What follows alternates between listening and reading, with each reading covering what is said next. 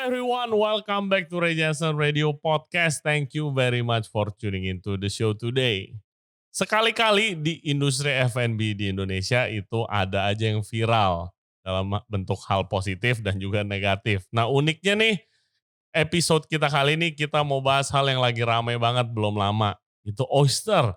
Is it safe to eat? Local oyster itu emang boleh dimakan mentah? Adakah sertifikatnya?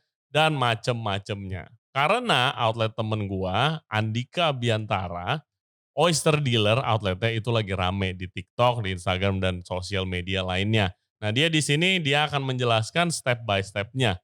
Pertanyaan itu semuanya sih mestinya terjawab di sini dan juga penjelasannya. Bukan pembelaan, tapi penjelasan. Nah gue sendiri gue penasaran karena gue nggak tahu dan gue penasaran gimana caranya memanage kalau outlet lu tuh lagi diserang netizen nih, amit-amit. Karena itu adalah part dari crisis management system, di sistem yang semua restoran dan bisnis mestinya punya. Kalau customer kalian atau kalian ada hal yang tidak diinginkan lah terjadi di tempat kalian berjualan contohnya. It's a very interesting episode. Dika akan jelasin mulai dari sejarah kenapa sih dia buka oyster dealer in the first place sampai kasusnya sekarang dan juga plannya untuk buka outlet di Jakarta dan juga di Bali. So good luck with that, Dika. Oke, seperti biasa jangan lupa subscribe di Ray Jensen Radio Podcast YouTube channel karena menurut data 50% viewer kita itu belum subscribe. Jadi just click the subscribe button, it will help us a lot and it's free. Dan kita juga ada di Spotify, Apple Podcast, Google Podcast, dan juga Anchor App. Untuk further updates, more news about the podcast, boleh cek Instagram kita di Ray Jensen Radio. Without further ado, please welcome Andika Biantara dari Oyster Dealer. Enjoy the show.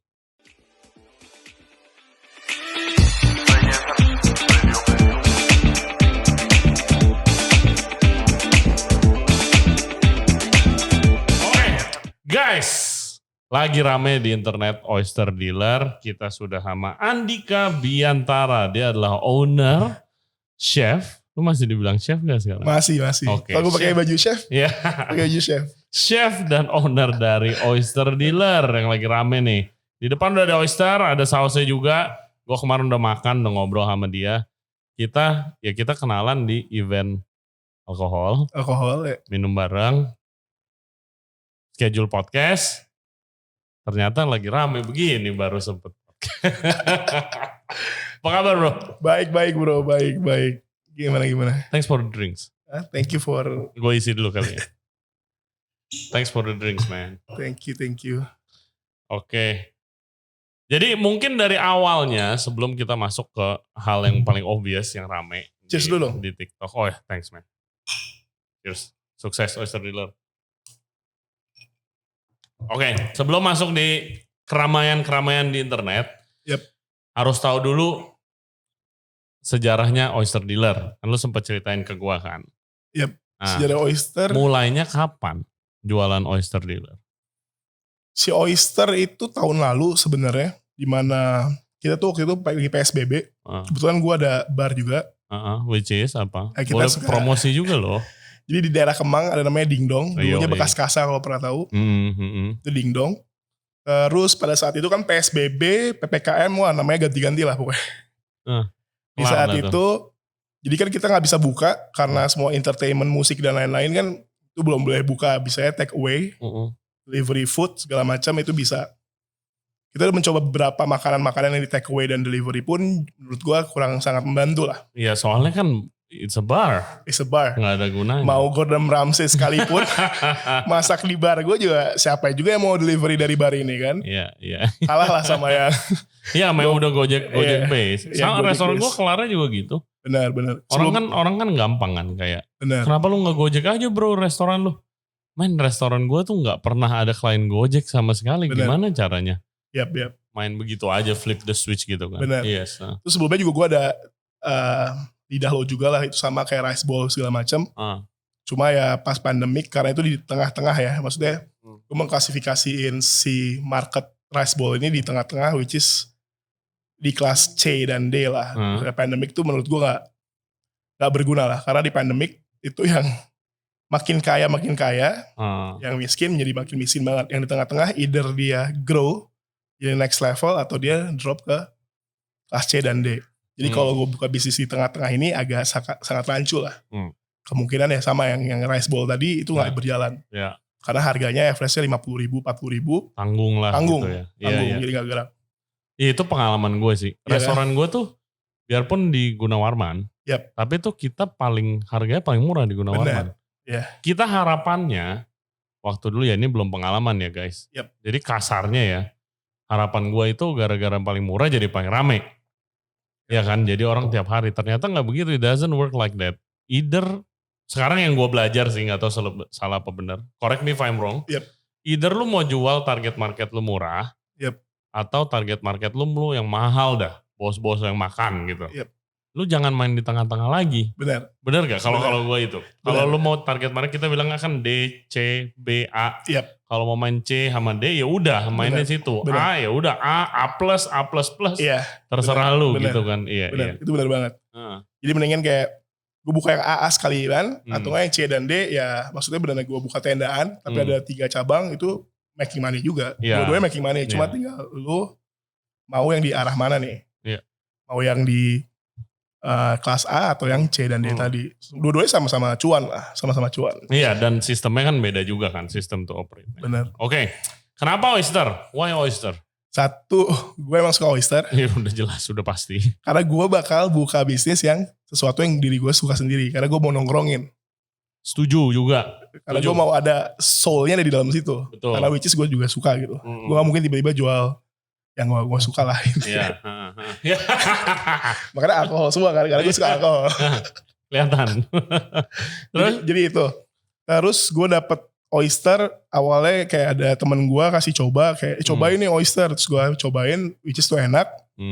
Pas enak ya biasa kan gue mikir kayak wah sesuatu yang bagus nih gitu. Karena gue pas pandemic juga gue beberapa juga research segala macem. Kayak tas mewah meningkat. Oke. Hah? Iya, maksudnya penjualan tas mewah meningkat, penjualan mobil mewah meningkat. So yang kelas atasnya meningkat semua. Penjualan anjing meningkat. Iya. Buset, dan naik banget harga. Segala macam, meningkat. Berarti banyak orang-orang gabut nih sebenarnya. Yang nggak bisa spend uangnya untuk arisan mungkin, untuk ya sosialita dan lain-lain. Mereka diam di rumah, bikin party di rumah. Ya which is lu nggak usah capek-capek. Awalnya nggak usah capek-capek ke 5 star, which is lagi pandemic juga. Penjualan alkohol rumahan meningkat. Jadi ini teman minum sebenarnya. Teman minum. Jadi kan di mana bar-bar lain mendeliverikan produk alkoholnya, kayak delivery bottle segala macam, gue mendeliverikan oyster. Karena teman minum. Yes. It's a perfect combination lah. Iya kan? We have to say gitu kan. And smart, really smart of you gitu. Tapi kan gilanya oyster kan biasanya mahal. Ya kan biasanya mahal. Terus biasanya di hotel-hotel, di hotel-hotel, dan terus habis itu biasanya ratusan ribu per piece, gitu kan. Nah tapi kan lu lumayan affordable nih, gitu kan. Terus juga lu pakai oyster lokal, which is I applaud. Finally ada oyster lokal, gue sih happy banget sih, gitu. Nah, lu nemu oysternya sendiri dari kapan? Dari temen lu itu cobain? Gue dari awalnya temen gue, terus akhirnya gue mencari tahu bareng sama dia segala macam. Akhirnya gue kenal layannya langsung. Gue cek segala macam dan karena gue suka oyster, beberapa oyster lokal yang di Indonesia, misalnya kayak di Bali, terus di hotel-hotel di Jakarta itu gue coba semua dan kita nggak kalah. Kita nggak kalah dari sweetnessnya, dari freshnessnya segala macam. Gue berani karena itu tadi oyster tuh nggak sembarangan jualan loh. Yang beli market, yang pasti awalnya yang beli yang ngerti-ngerti doang. Jadi satu background gue juga chef juga. Gue sempet kemana-mana segala macam. Jadi itu backgroundnya yang bisa orang tuh trust beli dari gue awalnya. Dari delivery. Jadi yang jual siapa? Yang jual Dika nih. Oh ya udah. Tapi kalau jual siapa lagi kan kayak. Ya apa orang cukup misalnya jualan oyster tiba-tiba kan. Mungkin dia gak mungkin beli juga. Karena kan ya ini high risk product ya. Fresh dan lain-lain. Jadi ya udah awalnya sih kayak gitu. Gue jual delivery dulu, yang beli juga masih teman-teman gue doang. Di Dingdong, melalui Dingdong lu. Jadi kita ada di Kemang kantornya, kitchennya dari Dingdong. Karena kan waktu itu tutup, jadi ya lu pergunakan. Ya, jadi gue pergunakan tuh semua kitchen dan lain-lainnya dari tim member kita.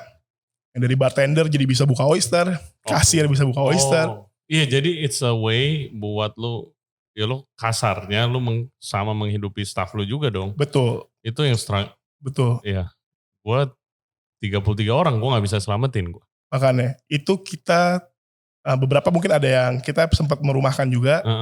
Tapi pas lagi ada Oyster ini kita panggil lagi segala macam. Ada beberapa yang ya gue train, ada juga yang lay off karena dia dapat pilihan lebih bagus dan itu gue support banget. Yeah. Tapi yang mereka mau balik lagi ke kita, ya gue terima dengan senang hati gitu. Tapi beberapa kan gue lepas ya karena dapat offer ya lebih tolongan dari orang lain lah. Jadi kayak ya itu sih gue gak masalah. Nah waktu mulainya langsung rame apa pelan-pelan dulu? Pelan-pelan, gue dari awal. Gue awal itu jual lewat Instagram kan lo? Jual Instagram. Instagram masih dari gue juga. Kayak gue masih halo-halo sendiri. Terus sampai akhirnya kita bikin logo. Yang bikin logo juga partner gue juga. Cuma 2 hari bikin logo. Kayak bener-bener ini spontanitas aja. Yang penting kayak jalan dulu aja lah gitu. Jangan mikir ABCD dulu. Kita jalanin dulu. Udah kayak gitu ya. Yang beli awalnya kayak teman-teman gue yang main golf dulu. Kayak cuma 5 kilo per hari. Lama-lama naik dari mulut ke mulut. Akhirnya pencapaiannya sih kita udah average 30 kilo sampai puncaknya di 2 ton per bulan. Sekarang? 2 ton? Iya itu lagi pandemic. Sekarang masih normal di 30 kiloan lah untuk delivery only. 2 ton? 2 ton. Biasa yang main tontonan tuh ekspor bro. Crazy. Or restaurant gitu, or supplier. Lu ini restoran 2 ton oyster. 2 ton. Jadi majority yang pesen dari gue itu ya 70% adalah wanita. Oke. Konsumtif juga. Jadi sekali pesen 10 kilo, 15 kilo, 10 kilo, 15 kilo. My God. Ini easily gue bisa habis sendiri sih men. Ini lo tadi kirimin berapa nih? Ini gue kirimin 3 kilo. 3 kilo kayaknya 25 piece lah. Ya ini udah tinggal setengahnya. Tadi gue udah sama bini gue makan. And it's so good, it's sweet. Sweet kan? Karena it's fresh. Oyster import buat yang belum tahu yaitu it's frozen kan, datang ke sini frozen, which sweetnessnya tuh nggak ada. Benar. Karena udah frozen, udah hilang sweetnessnya. Kalau misalnya oyster Jepang yang gue makan kemarin, gue makannya di Jepang, pasti masih ada sweetnessnya gitu kan. Tsukiji gitu makannya. Oh iyalah gitu mah. Itu apa ya manis di situ. Oke. Terus dalam berapa lama lu bisa reach sampai 2 ton? Crazy bro. 3 bulan. 3 bulan delivery, kita harus di 2 ton. Wow. 2 ton terus turun 1,8, 1,5. Terus sudah average kan di 1 ton sih untuk delivery. Oh my God. Deliverynya online, belum termasuk outlet lu di Peking ramai banget itu? Belum termasuk. Sialan, cuan banget ya. Kenapa kita gak kepikiran kayak Terus habis itu, ide lu buka di Batavia Cove di Peak gimana? Batavia Cove ya awalnya kita pop up juga. Gue dari nol banget ya, oyster dalam arti kita buka benar-benar zero cost dari awal delivery.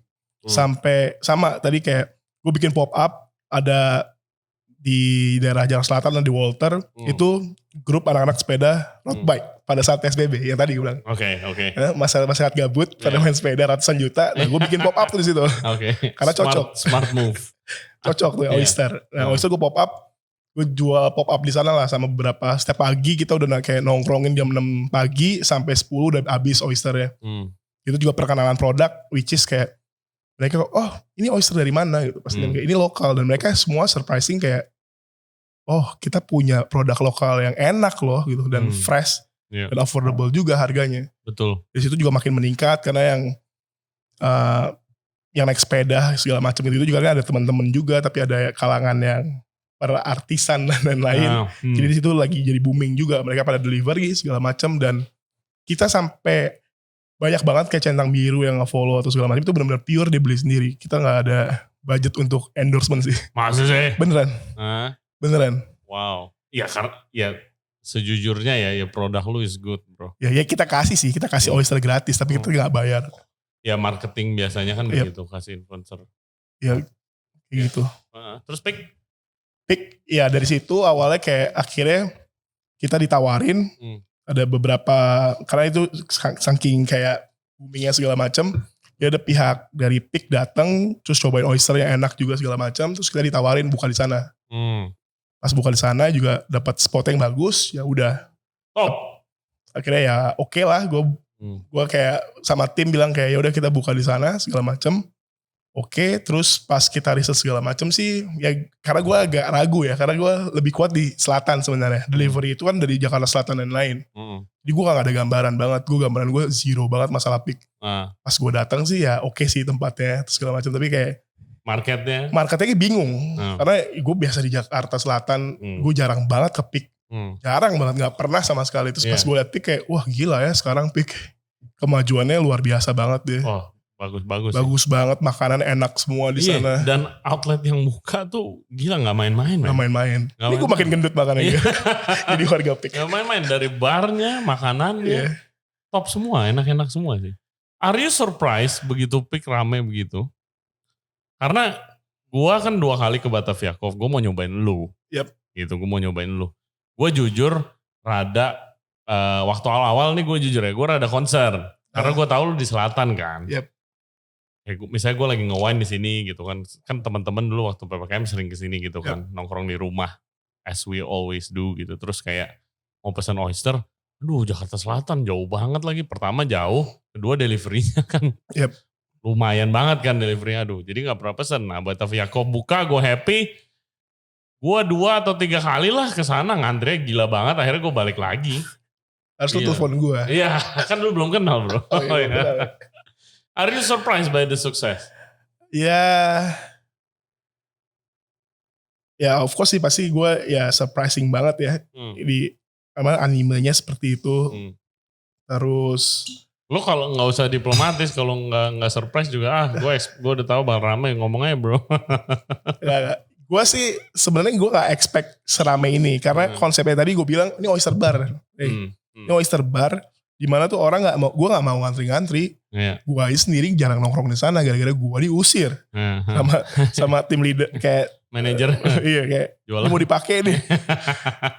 Karena oyster bar tuh lu nongkrong, nungguin sunset, santai, minum koktail atau nge-wine, makan oyster, temen minum, ya udah dengerin lagu, santai, chill. Tapi gue mau lu kayak nambah lagi atau segala macam, spendnya lebih besar. Semakin lu enjoy, ya semakin lama ya turnovernya ya santai lah. Orang ngantri sejam, makan 30 menit cabut. Terus aja kayak gitu. Bagus dong tapi for the income? Nope. Ya income ya bagus ya pasti gue gak bullshit lah. Income bagus tapi. Untuk the whole plan yang kayak lu pengen ngecil, orang ngecil juga. Bener. Gitu ya. Secara konsep oyster bar ini belum. Belum masuk. Karena ya itu tadi antrian banyak segala macem. Jadi kayak. You have to cater to the market gitu kan. Iya kan. Dan awalnya kita juga awalnya pas masukin di sana, beberapa juga ada yang bilang kayak di pihak sana pun juga bilang kayak, oh ini kemahalan nih. Oh nggak bisa ini emang segini gitu. Kayak kita tuh 6 piece oyster 170 plus udah hampir 200 ribu lah piece. Jadi kayak itu yang lokal. Kalau yang impor kita per piece di 75.000. Jadi kayak ya lumayan mahal sih. Menurut gua kalau misalnya itu kan marketnya massive banget ya. Mungkin yang ngerti oyster murah, tapi yang orang biasa makan kerang hijau lihat kayak ini apaan sih, ini mahal banget. Kerang hijau gerobakan itu yang saus Padang yang dari pagi. Benar. Ya itu mah mahal bandingin itu bro. Gue punya cerita. Gue dulu balik dari dulu kan gue di Europe. Gue balik dari Europe pertama kali banget balik dari Paris. Itu di depan bioskop Senayan ada restoran namanya Oyster. Dia spesialis oyster. 1 piece Vin de Claire, dari mana Vin de Claire? Dari France, Vin de Claire. 1 piece pakai saus halo yang ini 350.000. Gua penasaran oyster karena di otak gua di Perancis oyster itu murah banget. Kalau di Perancis murah banget ya, harganya sama kayak gini lah gitu. Banyak kan oyster bar gitu kan. Gue karena masuk udah duduk lihat menunya malu mau keluar. Karena gue makan 1 terus gue cabut cuy. 350.000 plus bro. Find the clear man. Yes, pada zaman itu ya, itu almost like 8 years ago. Gila man, gila. Yes, makanya gue happy banget waktu Oyster Dealer buka. Jadi udah buka berapa lama? 1 tahun untuk yang delivery-nya. Cuma kalau yang gue ada outlet di Peak jalan bulan ke-5. Nice man. Ya kemarin gue kesana guys. Minum koktailnya. So chill, sunsetan. Pas banget gue datang ya. Pas kan, gue hari Senin ya? Iya. Senin lebih santai. Valentine lagi. Ya. Seru lah. Seru. Oke, nah ini sekarang masuk ke topik yang lagi rame nih, ya kan? Biasalah, bisnis rame pasti ada aja begininya, gitu kan. You are not the first one and you will not be the last one, gitu kan. Nah ceritanya bagaimana kronologinya? Daripada gue yang jelasin, mending langsung yang mengalami yang jelasin. Kapan lu tahu TikTok itu, terus abis itu gimana reaksinya? Kalau secara pribadi, gue sendiri gak punya TikTok. Oke. Sama beberapa bisnis yang ada yang sudah berjalan sekarang pun, gue tidak ada media platform TikTok juga. Iya karena lu gak main TikTok aja main gitu. TikTok juga gitu, kayak apa ini? Lu tahu dari mana? Tahu dari teman-teman gue yang kayak, ini lagi rame di TikTok. Apaan sih rame-rame apa? Gitu. Gue gak tahu apa-apa gitu, kayak ini nih di kayak Oyster dibilangin A, B, C, D, E, oh ya, udah gak main TikTok kok. Tapi rame banget loh, kayak ya udah sini linknya. Akhirnya gue menonton itu. Oke. Terus yang menonton ya ada beberapa orang lah, biasa lah kan kayak ditanyain kayak Oyster gini biasa di 5-star hotel, kenapa dia di pinggir jalan gitu, kayak pinggir jalan. Pernah gak sih ke tempat gue kok pinggir jalan? Kayak sejak kapan gue buka di pinggir jalan? Pinggir laut kali. Ya gitu lah, pokoknya banyak lah beberapa yang kayak pinggir jalan, nanyain kayak sertifikasi dan lain-lain. Terus ada yang diare lah, katanya banyak yang diare segala macam kayak. Ya memang ada yang diare seperti itu dan udah gue tanganin kasusnya segala macam. Oke, coba hold it there. Selling raw food kan it's risky kan. Yep. We know it risky. Dan as a chef juga ya sebelum jual raw food harus kasih tahu nih. Gitu. Dan bukan oyster doang. Raw food tuh banyak guys, sushi, sashimi. Banyak juga yang di take away. Poke itu kan, poke bowl. Even fruit, it's raw juga, lo harus hati-hati. Salad. Ya kan, terus abis itu ya masih banyak lagi lah. Masih banyak lagi. Itu kan risky. Karena kita tropical countries gitu kan. Nah yang mau gue tanyakan kan kalau kayak diare atau apa gitu segala macam. Itu sebelumnya kan kalau di netizen ini ada beberapa komennya. Bahkan bukan cuma yang, kalau gue waktu research sih gue gak lihat yang kayak, oh abis story-nya naik, gue juga diare. Gue gak lihat itunya. Gue lihat yang beberapa bulan sebelum itu misalnya ada komennya misalnya oke, gue diare apa. Itu will eventually happen. Kalau my personal opinion ya jangankan raw food, restoran biasa juga bisa. Gitu. Nah itu apa yang lo handle? Kan lo udah ceritain gue gimana how you handle it. Tell it to our listeners. Sambil gue makan. Kalau beberapa sih ya memang ada yang DM langsung, ada juga yang di sosial media nih berkoar-koar. Kayak wah ini gini segala macam. Pas gue yang sapa langsung, gue nanyain lah, pokoknya gue nanyain kronologi seperti apa, kapan kesana, makan apa aja di sana segala macam. Karena kan kita ya chef juga, gue tahu lah reaksinya food poison tuh berapa jam sih segala macam gitu. Jadi kayak ya kita coba tanyain semuanya. Beberapa yang ada case-nya itu sebenarnya dia itu pertama kali makan oyster. Itu koreksi juga buat service tim gue segala macam juga. Jadi kita sekarang sudah ada beberapa perlakuan lah khusus untuk orang-orang yang mau order. Kita akan tanyain first time makan oyster atau pernah makan oyster sebelumnya. Jadi kita udah arahin kemana-mananya pesanannya. Karena kita juga ada yang dimasak ya, di Gelatang. Iya gak semua raw. Jadi ya itu gue tanyain semuanya. Dia ada yang ternyata dia take away. Dalam arti gini ya, take away bukan yang sekarang kita makan, ini delivery, which is dari pusat. Take away di sini adalah di outlet, di Peak itu tidak bisa di take away. Jadi kalau take away kita ada disclaimer food kayak di hotel. Tunggu. Take away dari Peak, tempat lu kan kecil di pinggiran. Benar. Ya kan? Dia take away buat dia makan di rumah atau dia makan di sekitaran? Di sekitaran, di bawah piring gue. Piring gue dibawa sampai ke mungkin 500 meter dibawa. Karena ya kan itu, tapi sebelum kalau tinggal dibilang kayak ini sorry ya gue nanya, tapi nggak bisa take away gitu. Nggak mau, saya mau take away, ini deket kok sini sebelah, teman saya lagi di ngopi di sebelah gitu misalnya. Terus ya karena di push segala macem, ya karena kita rame juga ya, jadi kan nggak bisa concern ke satu customer, ya udahlah bawa gitu. It happens, ya akhirnya it happens. Itu yang bikin concern. Jadi kayak gue benar-benar strictly banget sekarang sama semua team members yang di sana, kasih food disclaimer. Oh ini emang ini raw food, kita harus disajiin tuh chill temperature, which is berapa derajat segala macam. Jadi kalau mau take away itu full responsibility sama si customer ya, bukan sama kita. Karena kita menganjurkan untuk dine in sini. Dan harus di note take away beda sama delivery lu ngorder ya. Bener, karena delivery kan tadi di boxnya lu lihat, gue pakai styrofoam dalam full of ice, gue udah coba 6 jam di dalam situ karena awalnya gue delivery, gue sempat main golf juga sering beberapa dan gue bawa tuh buat promosi. Jadi gue golf sambil bawa itu isinya botol-botol minuman, sama main golf makan oyster, wah pecah. Itu 6 jam masih kuat. 6 jam. Ya, dan lu udah tes juga? Udah tes. Dia take away entah gimana, kemana, mau dia makan di ujung apa segala macam, atau ya makan di, ya kan peak panas banget ya bro ya, kita tahu. Terus habis itu dia komplain diare, entah dia DM atau entah dia komen. Apa yang lu lakukan? Ya gue bakal kayak gue bakal ngecek ke dianya, gue trace semuanya, kayak nanyain semuanya segala macam ya, gue dari pihak pelaku usaha dan segala macam gue mementingkan customer udah pasti ya. Jadi gue nanya semuanya. Ya which is kalau misalnya ternyata apapun gue gak counter, gue gak defensif ya. Itu pasti gue setiap ada kasus itu gue bakal lihat dari dua sisi. Which is itu bisa terjadi bener. Gue gak perfect, gue 100% kayak bener atau sudah memperlakukan ini. Cross contamination bisa dari berapa macam aspek lah. Dari si customer-nya bisa, dari gue pun juga bisa. Which is dari area gue segala macam, dari penanganannya. Jadi ya dari situ kalau misalnya dia baik-baik dalam arti nyerahin semuanya, bukti yang ada dalam arti kayak oh ya dia pesan ini jam berapa, makan apa aja segala macam, terus dia masuk rumah sakit.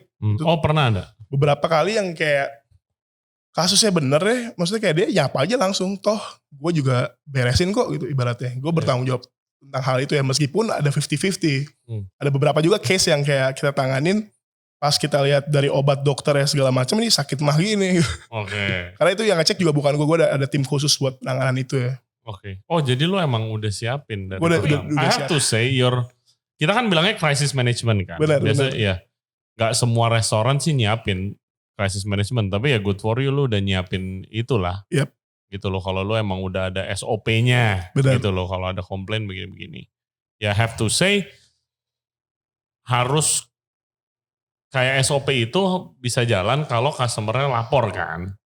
Customer-nya lapor, terus ya itu bisa menjadi misalnya kalau sakit di cover, setelah dicek, dan juga bisa jadi improvement buat lu dan tim lu gitu. Benar. Dan gak semua laporan kita cover ya. Nanti pada buzzer-buzzer ini pada lapor. Ya, kita ada tim khusus buat ngecek semuanya juga segala macam. Kalau terindikasi kita punya CCTV juga. Jadi cek kalau misalnya lu tanggal berapa sekian order apa kan bisa dicek. Jadi gak yang kayak lu tukar voucher gitu lah. Jadi semua ada prosedurnya masing-masing. Udah gitu apalagi ya itu semua prosedural lah buat yang kayak gitu-gitu ya. Sama beberapa case juga ya tadi kalau misalnya di sosial media itu bakal gue sapa langsung biasanya. Misalnya kayak makan nih oyster bar di sini tapi sakit perut nih gini-gini, ada juga kayak gitu. Misalnya kayak fungsinya apa ya? Lu mau apa sih sebenarnya? Iya kan? Kita pelaku bisnis kayak pelaku usaha dan chef juga kayak ini maunya apa ya? Satu, Instagramnya ada, DM-nya ada, kontak personalnya juga ada. Kita cantumin semua admin dan segala macam gitu. Baru kalau tidak digubris atau apa, baru lalu sosial media. Maksudnya kayak, ini apa sih? Tapi pasti sapa kok baik banget nih orang. Tidak se-metal di sosial media. Biasanya gitu. Pasti sapa kok baik banget. Itu yang sering terjadi. Berkor-kor pasti sapa kayak, waduh kok baik gini. Ternyata slow-slow aja gitu. Slow-slow aja. Padahal pas gue ajak lagi ke sana mau juga datang.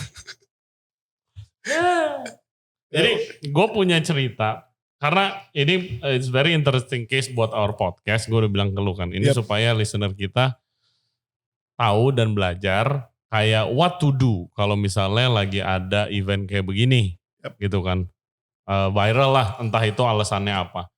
Karena kayak di restoran dekat rumah gue dulu ada satu restoran, grup gede pula, itu ada case, tapi begitu. Sama sakit perut, tapi mereka lebih parah. Ternyata itu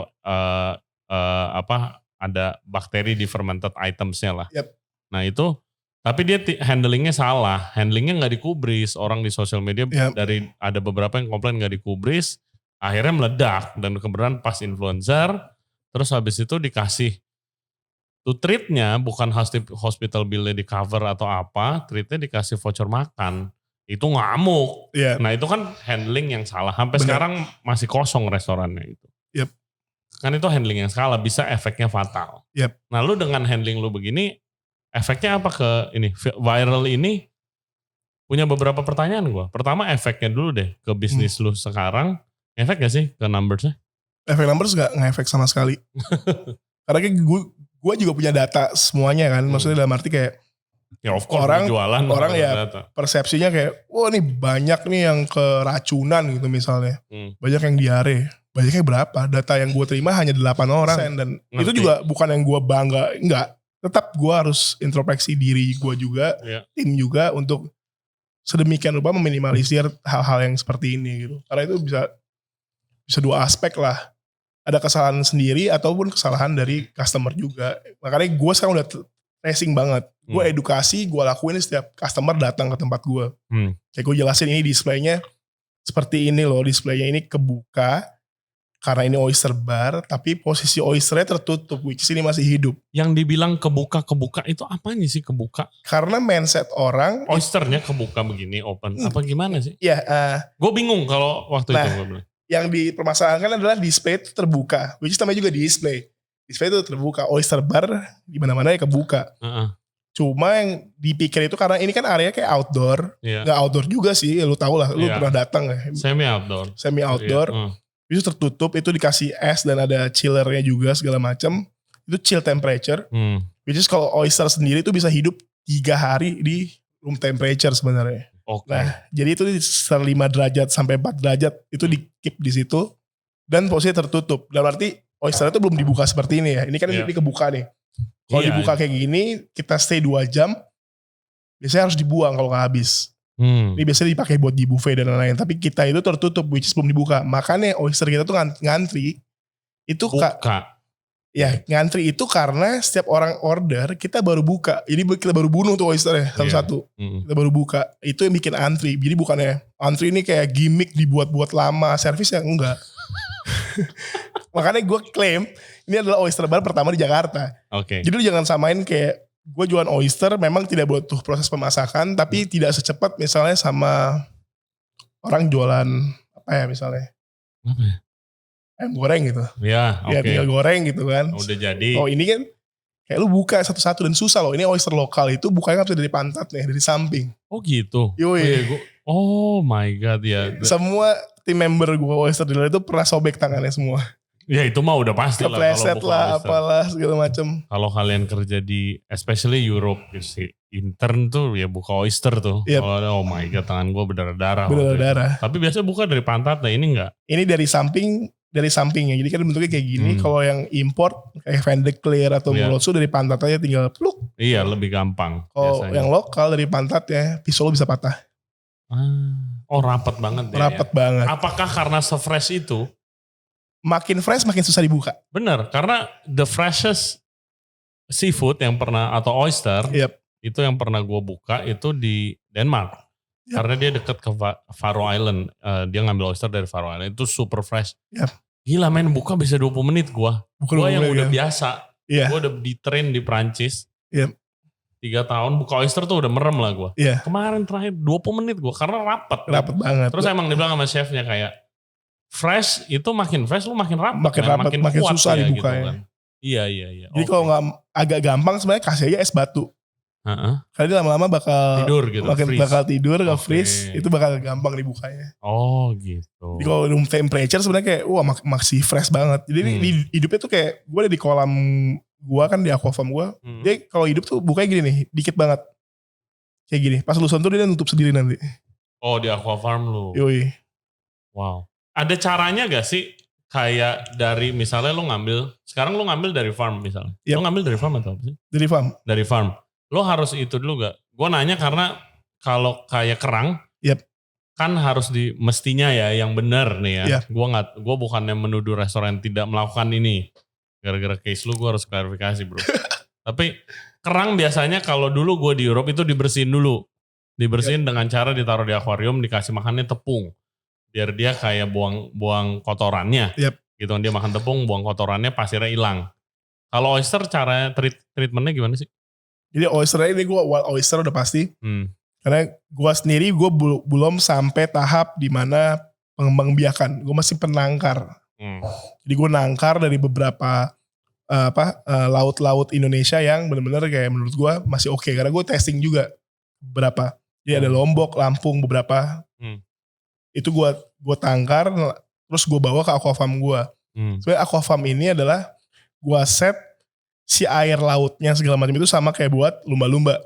Lumba-lumba? Iya, lumba-lumbanya bisa hidup apalagi oyster. Oh, kadar air, pH, salinitas, oksigen di dalamnya segala macam. Buat lumba-lumba ini. Jadi kayak, jadi gimana sih caranya gue nge-train si oyster ini salinitasnya sama kadar. Tadi lu bilang ini agak manis, itu gimana sih caranya? Itu kan dari habitat ya kan? Iya dong, betul. Jadi dari beberapa macam kepulauan ini gue set aquafarm gue seminggu kayak brine-nya lah. Kalau ini kan kalau misalnya lu nge-brine kayak salmon itu di brine nih, tapi kan udah mati ya di brine. Di brine di larutan garam misalnya. Kalau ini di habitatnya yang gue sesuaiin sama kayak misalnya gue lihat kayak Hokkaido oyster itu suhunya sekian. Jadi gue bikin aja yang kayak oyster tuh ada dua, misalnya bisa cold temperature sama bisa warm temperature. Lah gue pakai cold temperature, terus salinitasnya ada beberapa yang gue set segala macam, itu yang gue kontrol. Jadi dia pas dia bernafas kan dia nggak buang segala macam. Jadi rasa oysternya akan sama nih meskipun ada yang dari Lampung. Karena gue berarti kayak gue brine dulu nih, dia bernafas. Iya. Jadi lo sesuai lah. Segala macam sesuai. Tapi dari situ juga ada beberapa juga yang ada yang mati ya pasti. Iya. Mungkin analogi buat listener kita kayak misalnya ayam nih guys ya. Ayam ya lu kasih makan, lu gendutin sebelum lu potong. Gitu karena ini oyster atau apapun yang diternak lo harus sesuaikan supaya rasanya semaksimal mungkin dengan cara itu. Temperaturnya lo sesuaikan. Kadar garam, salinitasnya itu lo sesuaikan. Kadar oksigen. Kasar oksigennya. Kadar amoniak. Amoniak itu yang kayak, jadi oyster itu ada amoniak. Kayak kerang-kerang itu ada amoniaknya lah. Amoniak itu kita cek. Kalau misalnya tinggi ya kita gak pakai. Kita selalu cek itu. Oke. Padahal gue baru mau nanya dari daerah mana yang paling enak kalau lokal oysternya. Lokal. Without brining and without itu, proses itu. Kalau lu cobain fresh, pasti lu pernah dong. Iya. Paling enak Banyuwangi. Banyuwangi paling enak. Iya, ada apa sama Banyuwangi ya? Kemarin ahli ikan kita, shout out to Chef Ryan Teja juga bilang Banyuwangi seafoodnya man, dia bilang. Crazy good. Bahkan kayak gue ke Bali beberapa kali kan nyobain oyster tuh kecil-kecil, gak kayak gini dagingnya. Padahal Bali ya. Tapi ada beberapa juga yang gede-gede tapi dia import segala macam. Nah itu yang kayak gue mikir kayak oyster gue ya oke lah, pas kayak gue bisa nih kayak gue buka di Bali, makanya gue buka di Bali juga kan caranya. Wow, when? Mei. Gila, your growth is so fast. Mei gue buka di Bali. Fuck.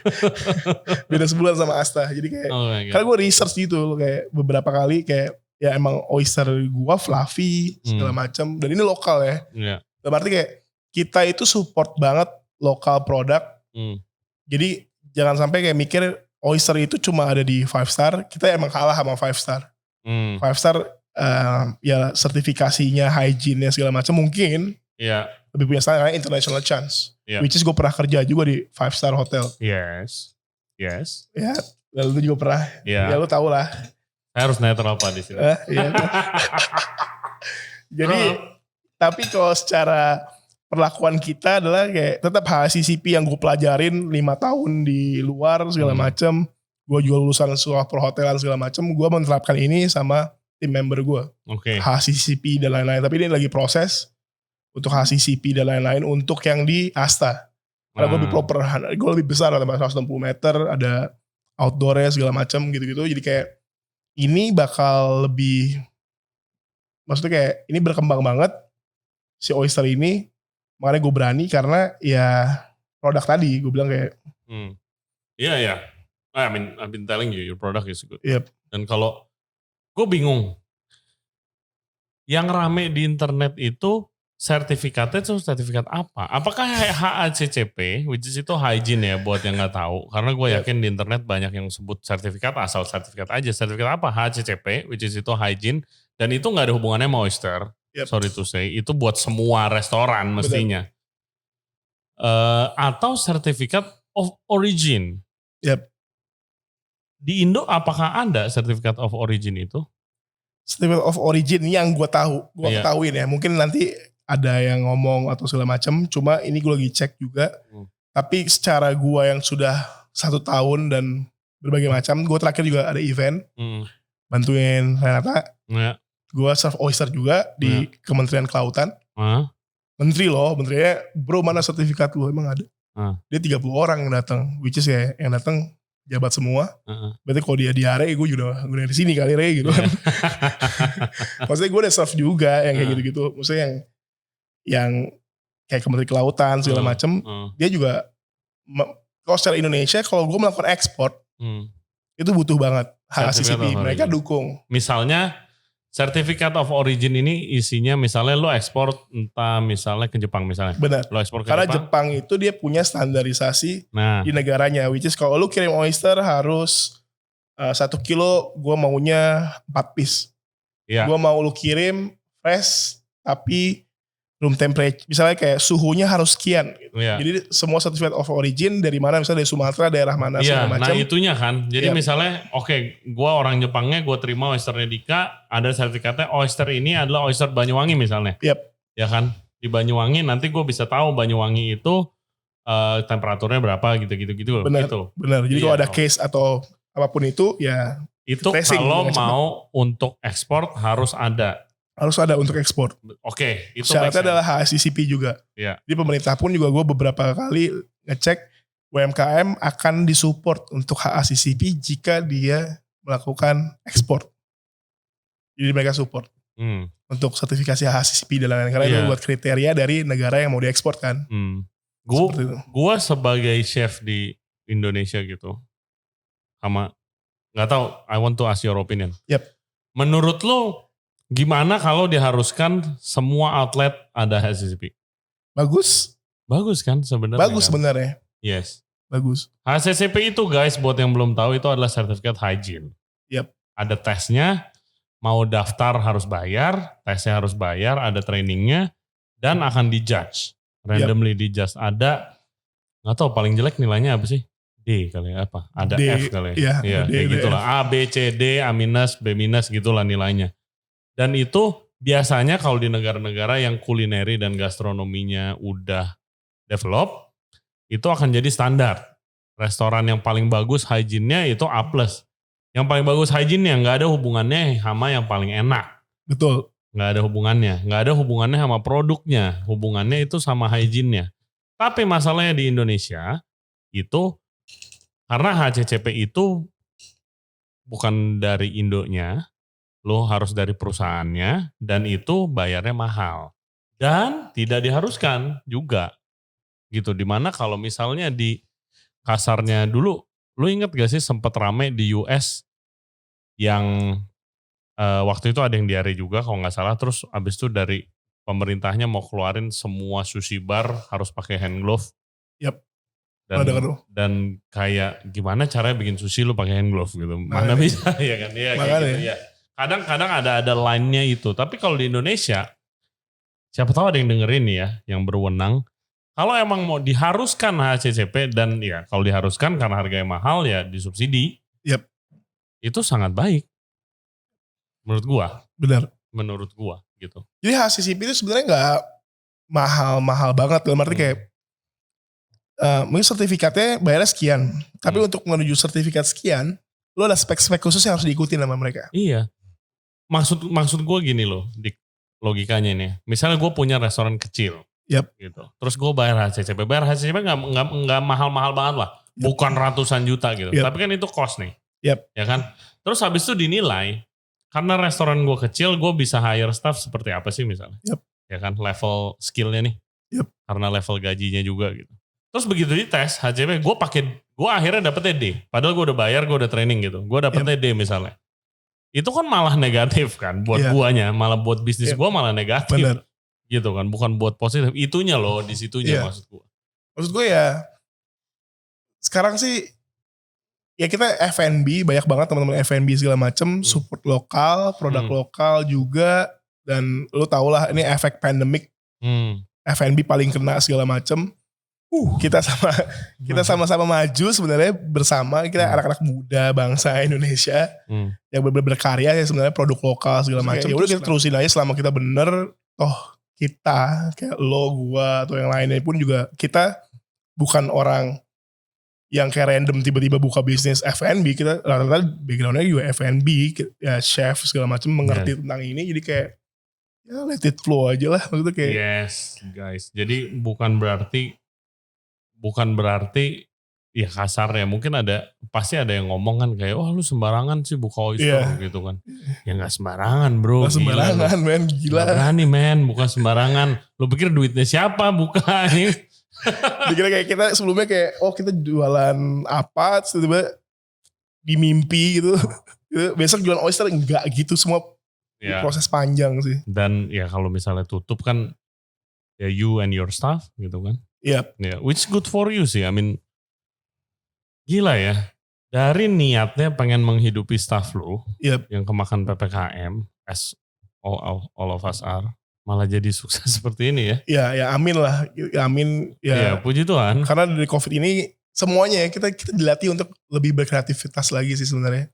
Terutama yang dampak besar ya. Kita semua nih F&B nih. Gue sangat happy banget lihat kayak ada beberapa yang gue undang ke podcast kan. Yang lahirnya karena saking kepepetnya gitu loh.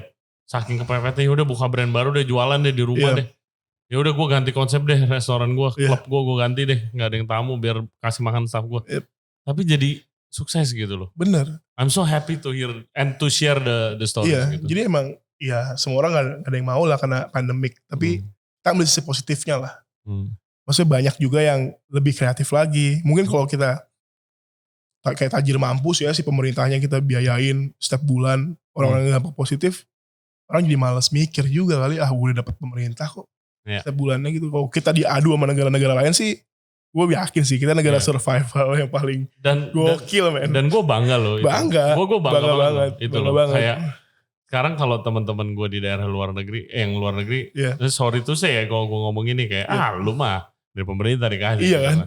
Negara kita mah kita survive by ourselves bro. Yes, pemerintah ada bantuannya, don't get me wrong. Tapi kalau ya dari komunitas gue dah F&B gitu. Kita itu men, titik darah penghabisan cuy. Muter otak segala macam, dan beberapa ada yang jadi sukses. Gila, malahan jadi bisnis full time ya. Lu nyangka gak lu bakal jadi the oyster guy gitu. Tadinya punya Dindong Disco. Ya gak nyangka. Maksudnya dalam arti kayak tadi niatnya cuma buat delivery, tapi ternyata ya semua orang suka oyster. Pertama kali sih orang gila kayak, yakin lu buka oyster, siapa yang mau beli? Siapa yang tahu oyster gitu kan kayak, yakin kayak. Ya coba gak ada yang salah kok. Tapi gue dari awal udah bilang kayak oyster ini pasti ada kayak kemungkinan ada food poison, udah pasti. Karena gue di hotel pun juga sama. Pasti ada kayak food poison. Tapi apa kayak langkah yang kita lakukan dan exactly.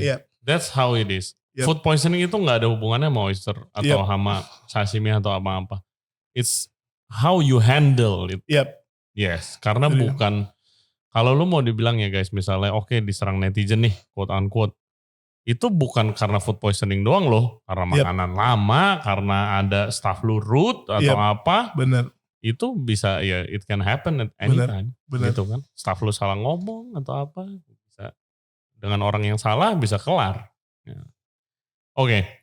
Is it your plan to open, to build your own farm nextnya? Nextnya enggak sih. Enggak? Why? Step sekarang tuh sebenarnya gue lagi kayak mengedukasi nelayan. Untuk, karena nelayan kita tuh masih harus dibimbing banget sebenarnya. Buat edukasi kayak gini deh. Gue masih impor nih. Misalnya gue impor si urchin. Kita tuh banyak sebenarnya di sini. Iya tahu, itu tinggal mungut. Gila. Uni tuh mungkin top 3 food ever gitu kan. Wah men kalau ini uni ya, wah gila men, gue gak ngomong cuy, gue sikat semua. Tapi kayak gue saking sukanya uni, waktu itu pertama kali gue baru balik juga, gue ke Pulau Seribu diajak temen gue, itu semua uni pinggir pantai tuh, semua uni tinggal literally tinggal mungut doang. Malah dia suka ada pelangnya kan, hati-hati bulu babi. Tahu ketusuk ya kan. Gue samperin, gue ambil, terus habis itu ya mungkin karena kan beda kan kalau dari temperaturnya itu kan udah kan uni telur yang dimakan dikit ya itu uni Pulau Seribu, uni Jakarta ya rasanya kayak besi gue makan sih. Gue makan anjing kayak besi, literally kayak besi banget gitu, kayak banyak banget zat besinya, kayak oh my god ini gak bisa dimakan gitu. Lo sempat research gak? Makanya ini lokal produk, support lokal produk. Tapi kan it's part of supporting the local ecosystem gitu kan. Kalau oyster dealer rame, guys, bukan yang sukses tuh bukan dia doang. Nelayannya yang ngambilin oyster juga sukses, yang kerja di penangkarannya juga sukses. Benar. Gitu kan, dan ada banyak lah kalau satu restoran sukses, delivery sistemnya, bla bla bla, sewanya gitu kan. Benar. Yes. Asta. Kalau Bali buka Mei, amin-amin. Asta kapan buka? Asta, ini bocoran ya. 1st of May. Sebenarnya 15 April, tapi karena Omicron, jadi pending, itu bakal 1st of May sih gue buka. Itu lebih ke barnya lebih komplit gitu? Lebih komplit, semuanya lebih komplit. Gue ada omakase-nya. Kitchen gue kebuka. Jadi bisa lihat proper semuanya. Omakase? Ada omakase, jadi nanti gue bakal kayak, lu pairing sama alkohol jenis ini kayak, terus oysternya ada 3 varian, 6 varian. Misalnya startingnya dari yang ini dulu, baru next lebih creamy segala macam. Ini cocoknya sama minuman ini, udah. Ada kayak gold leaf-nya lah ya biasanya. Jakarta mau itu kan. Aduh, gold leaf, aduh gila banget. Ya, tapi ada juga yang expert ya kayak misalnya. Ini kemarin ada whisky, sebenarnya ada beberapa yang suka banget makan oyster. Itu makannya gak pakai si saus ini. Oh ya, ini kan lo ada, ini apa ini soyu, namjim, ini salsanya. Cuma ada beberapa yang expert banget, dia bawa minuman sendiri ke oyster dealer. Jadi makannya tuangin si minumannya. What? Terus dimakan, terus ada si cangkang yang ini, dituangin lagi. Di one shot, makan lagi. Coba yuk. Coba. Oke. Jadi, apa? Connoisseur whisky and oyster connoisseur ini? Iya. Oke. Terus dia keliling, dia kayak udah ekspertise itu keliling ke beberapa macam oyster bar dunia. Dijelasin kamu mau dapet oyster dari sini kayak. Gue aja gak tahu aja. Gue tahu beberapa, tapi yang ini kayak bener-bener kayak bisa 30 negara dikelilingin bener-bener kayak. Jadi I pour the whiskey. Gue tuang whiskinya guys. Kelihatan gak di kamera? Kelihatan gak? Majuan dikit. Oke. Tuang. Oke. Tuang dikit aja ya. Tuang dikit. Oke. Terus kayak plus lemonnya. Oke. Plus lemon. Terus kayak langsung cheers. Cheers guys. What? Habis itu tuangin lagi whisky di sini.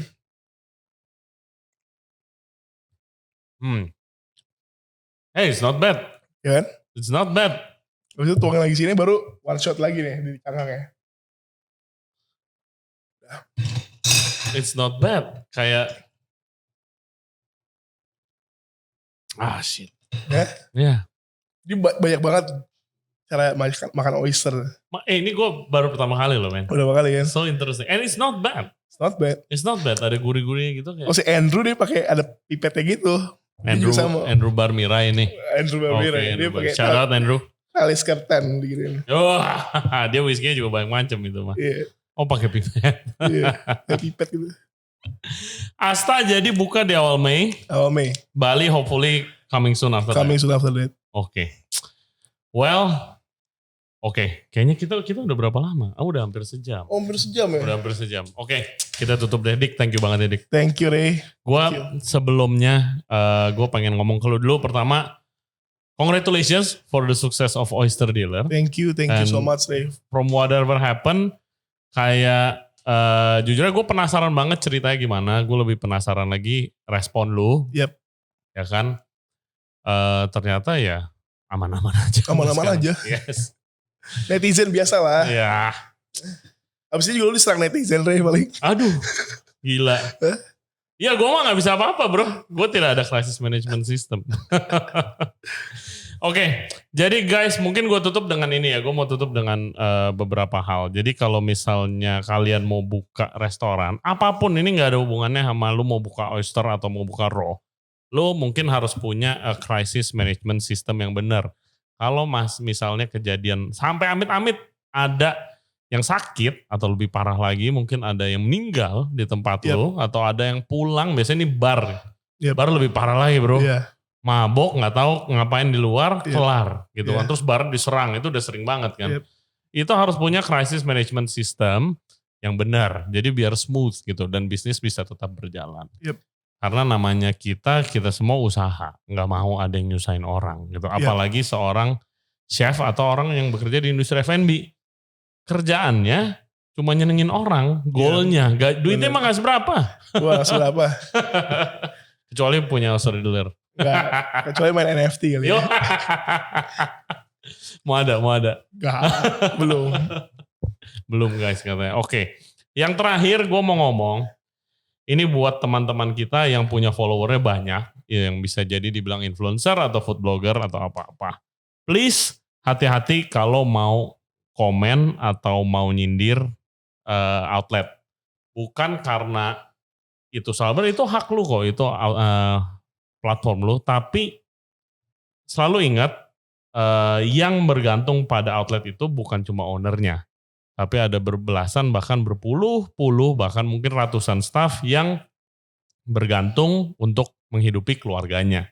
Kalau kalian sampai outletnya kenapa-napa, apakah mau tanggung jawab? Itu, gua pengen ngomong itu sih dari dulu sebenarnya. Jadi please kalau misalnya ada komplain yang benar biar bisa dihandle yang benar juga. Itu juga mau ngomong. DM, kontak semua restoran, semua bisnis F&B pasti punya kontak personnya. Dan nanti akan dihandle sesuai komplainnya. Apapun, mau dari makanannya itu nggak enak sampai sakit gitu. Kayak servisnya jutek gitu mungkin ya. Yes, sampai servisnya jutek. Boleh juga.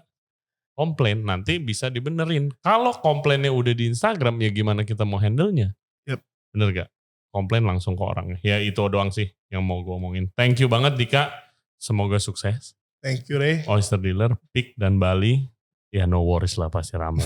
Produk lu enak. Salah. And hopefully kita bisa lebih sering nongkrong lagi di Oyster Dealer. Ayolah. Sambil minum Aperol Spritz. Minumnya di Bura-Bura. Oh ya minumnya di Bura-Bura. Thank you loh, gue belum promosi dari tadi. Gue promosiin kan. Oke. Gue buka bar, Japanese bar Bura-Bura. Please come. Ada di Jalan Benda. Check out Instagramnya Bura-Bura Jakarta. Oke, sukses buat Oyster Dealer. Thank you Ray. for Thank coming. you so much. And thank you guys buat yang udah nonton dan udah dengerin podcast kita kali ini sama Oyster Dealer. Jangan lupa subscribe di Ray Jensen Radio Podcast. Kita ada di YouTube, Spotify, Apple Podcast, Google Podcast, dan juga Anchor App. Untuk updates boleh cek di Instagram kita Ray Jensen Radio. Kalau ada kritik dan saran please boleh DM gue langsung atau di comment section. Dan juga kalau ide who our next guest should be. Okay, stay safe, stay healthy, eat more oyster. And bye-bye. Bye-bye. Cheers bro. Cheers.